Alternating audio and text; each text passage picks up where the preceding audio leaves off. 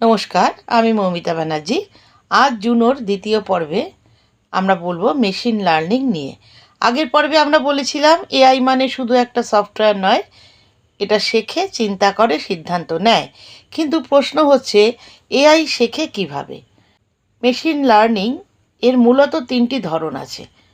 Supervised learning, ধরুন আপনি একদম ছোট মা বাবার কাছ থেকে কিছু শিখছেন, এটা আম, এটা কলা, আপনি ছবিগুলো দেখে বুঝতে শিখেছেন। ঠিক তেমনই মেশিনকে অনেক ছবির সঙ্গে নামও দেয়া হয় যাতে সে নিজে শেখে কোনটা আম কোনটা কলা। উদাহরণস্বরূপ আমি বলতে পারি জিমেলের স্প্যাম ফিল্টার, কোন ইমেল স্প্যাম আর কোনটা নয় সেটা আগে থেকে ডেটা দেখে সে শেখে। আনসুপারভাইজড লার্নিং, এইবার ভাবুন আপনাকে এক গাদা ফলের ছবি দেওয়া হলো, কিন্তু কোনটার নাম লিখে দিয়ে কিছুই বোঝানো হলো না। তাহলে আপনি কিভাবে বুঝবেন?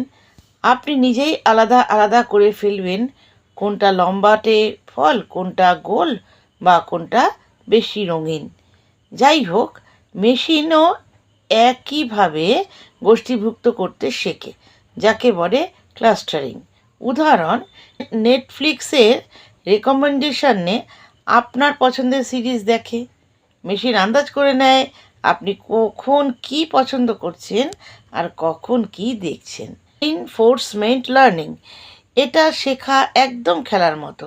ভুল করলে পেনাল্টি, ঠিক করলে রিওয়ার্ড। এআই এখানে শেখে কি করলে লাভ বেশি, কি করলে ক্ষতি।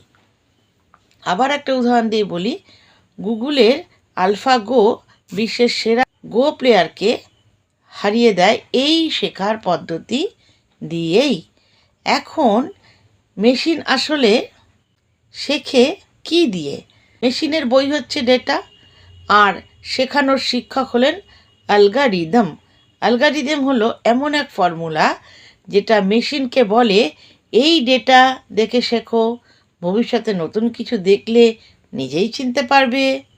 মেশিনও ভুল করে, তবে পার্থক্য হলো ও শেখে নিজের ভুল থেকে। এবার ধরুন এআই বলল একটা বিড়ালকে কুকুর, তখন প্রোগ্রামার সেটার ভুল ধরিয়ে দেয়, আবার ডেটা দিয়ে শেখানো হয়।